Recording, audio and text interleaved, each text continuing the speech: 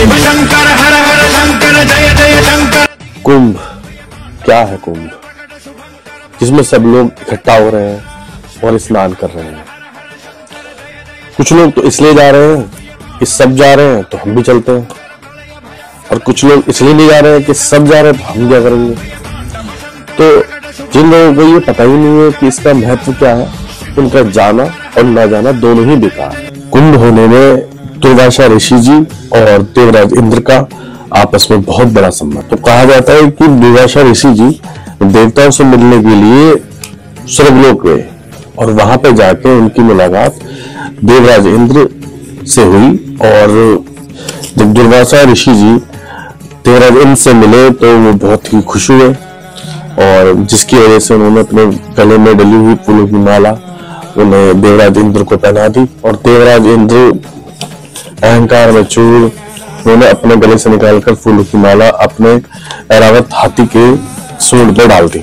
उसके बाद जो देवताओं के साथ हुआ वो किसी बुरे सपने से कम नहीं था, और यहीं से इस पर्व की नींव पड़ी कुंभ की, जो इस हिंदुओं का सबसे बड़ा पर्व माना जाता है कुंभ। कहा जाता है कि इस कुंभ का दृश्य अंतरिक्ष से भी दिखाई दिया जाता है।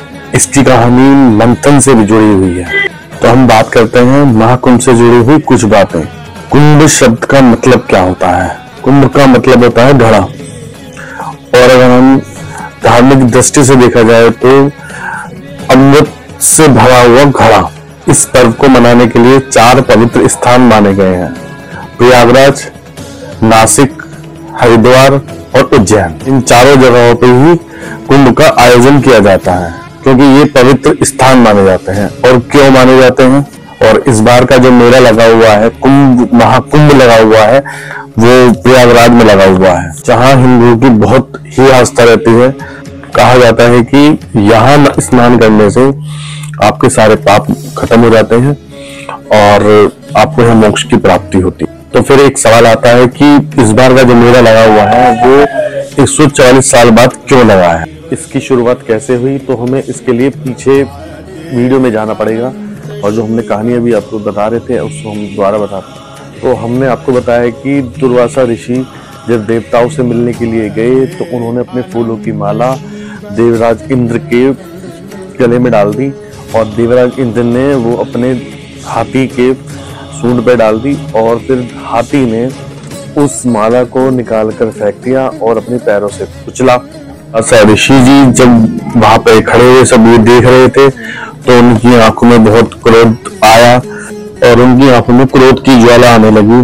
इंद्र को श्राप देते हुए कहा कि तुम देवताओं को बहुत ज्यादा ही घमंड हो गया है और अहंकार हो गया है। तूने मेरा तिरस्कार किया है और मैं तुझे श्राप देता हूँ, तेरी सारी संपत्ति और साम्राज्य और ऐश्वर्य सब छिन जाएगा। दुर्वासा ऋषि जी का यह श्राप सुनकर देवराज इंद्र भयभीत हो गया और उनसे माफी की गुहार लगाने लगा, लेकिन ऋषि जी का श्राप बदला नहीं जा सकता था।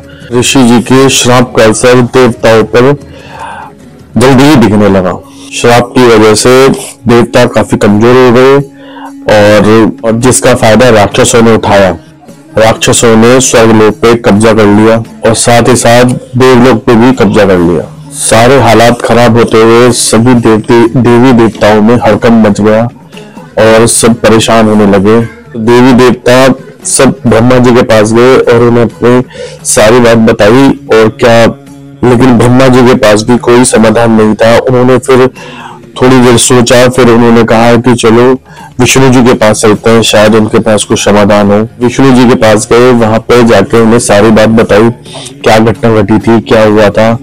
फिर विष्णु जी सोचने लगे, फिर उन्हें एक उपाय भी बताया और कहा कि तुम देवी देवता और राक्षसों के साथ मिलकर क्षीर सागर का मंथन करो, जिससे मंथन करने के बाद उसमें से अमृत निकलेगा, और उस अमृत को ग्रहण करने के बाद आप लोग फिर से अमर हो जाओगे और आप में फिर से वही वाली पुरानी ताकत आ जाएगी। और देवताओं ने विष्णु जी से ये बात सुनकर राहत की सांस ली और उन्हें आभार जताया।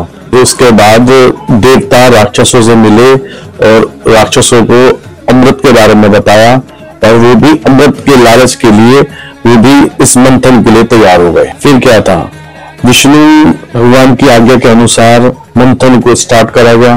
मंदार पर्वत को मथनी बनाकर रस्सी के जैसे वासुकी नाग को लपेटा गया और मंथन शुरू करा गया। दोनों तरफ से वासुकी नाग को देवता और राक्षसों ने एक दूसरे की तरफ से पकड़कर उसका मंथन करने लगे और मंथन करने के कुछ समय बाद तरह तरह की चीजें आने लगी। इसमें सबसे पहले निकला नीला हलाहल विष, जिससे पूरी सृष्टि में खलबली मच गई और हड़कंप मच गया। इस सृष्टि को संकट से उबारने के लिए स्वयं खुद महादेव आए शिव जी, और उन्होंने इस नीले विष को अपने गले में धारण किया, जिस कारणवश इनका कंठ नीला पड़ गया था और जिसे की वजह से इनको आज नीलकंठ के नाम से भी जाना जाता है। और विष की समस्या खत्म होने के बाद मंथन को दोबारा करा गया।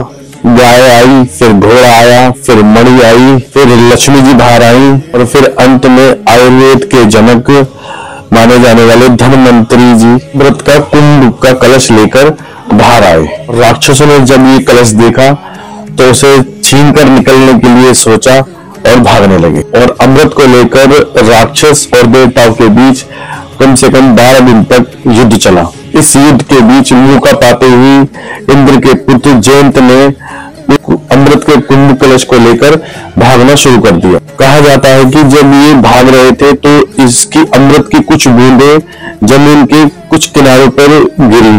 तो 4 जगह जो है वो प्रयागराज, हरिद्वार, नासिक और उज्जैन के आसपास जो नदियां थी वहां पर गिरी थी। इसे ही इन 4 जगहों को पवित्र माना जाता है और तब से ही कुंभ का पर्व मनाया जाने लगा। अब बात ये आती है कि महाकुंभ 12 साल बाद ही क्यों आता है, क्योंकि जो राक्षस और देवताओं के बीच युद्ध चला था वो 12 दिन चला था और राक्षसों का एक दिन हमारा 1 साल के बराबर होता है, इसलिए ही 12 साल बाद इस पर्व का आयोजित किया जाता है। कहा जाता है कि 12 साल बाद एक समय आता है जब प्रयागराज में त्रिवेणी संगम और हरिद्वार में गंगा नदी, उज्जैन में शिप्रा नदी, नासिक में गोदावरी नदी के किनारे अमृत रूपी शक्ति जागृत होती है और इस दौरान देश विदेश से लोग डुबकी लगाने के लिए इन जगहों पर आते हैं। कहा जाता है कि इन दिनों नहाने से, स्नान करने से मोक्ष की प्राप्ति। और अब बात करते हैं कुंभ कितने प्रकार के होते हैं। कुंभ 4 प्रकार के होते हैं, कुंभ, अर्धकुंभ, पूर्ण कुंभ और महाकुंभ। कुंभ का आयोजन हर 12 साल बाद प्रयागराज, हरिद्वार और नासिक, उज्जैन में मनाया जाता है और इन 4 जगहों पर इस कुंभ का आयोजन किया जाता है। और अर्धकुंभ हर 6 साल बाद मनाया जाता है, वो सिर्फ प्रयागराज और हरिद्वार में ही मनाया जाता है, वो हर 6 साल बाद मनाया जाता है। और हर 6 साल बाद इस कुंभ को मनाने की वजह से इसको अर्धकुंभ कहा जाता है। और पूर्ण कुंभ हर 12 साल बाद प्रयागराज के संगम तट पर आयोजित किया जाता है। और साधारण शब्दों में कहा जाए तो हर 12 साल बाद जो प्रयागराज में कुंभ को आयोजित किया जाता है उसे पूर्ण कुंभ कहा जाता है। फिर आता है महाकुंभ। यह मेला हर 12वें कुंभ पर आयोजित किया जाता है, यानी हर 12 साल बाद आने वाला कुंभ के 12 आयोजन पूरे हो जाते हैं। 140 वर्ष बाद आने वाला कुंभ महाकुंभ कहलाता है और यह कुंभ हमेशा प्रयागराज में ही मनाया जाता है। और यह प्रयागराज में 44 दिन 44 डेज तक आपका प्रयागराज में यह मेला चलेगा।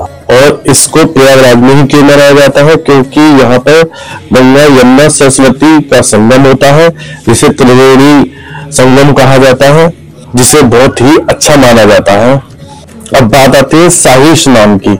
तो पहला शाही स्नान जो था वो आपका 13 जनवरी का था और दूसरा शाही स्नान 14 जनवरी का और तीसरा 29 जनवरी का और चौथा 3 फरवरी का और 5वां 12 फरवरी का और छठा 26 फरवरी का। ये सब शाही स्नान है जो मैंने आपको डेट बताई है 6, और इस दिन आने से और भी ज्यादा महत्व माना जाता है। अगर आपको ये वीडियो अच्छी लगी हो तो प्लीज सब्सक्राइब करें और लाइक करें और शेयर करें।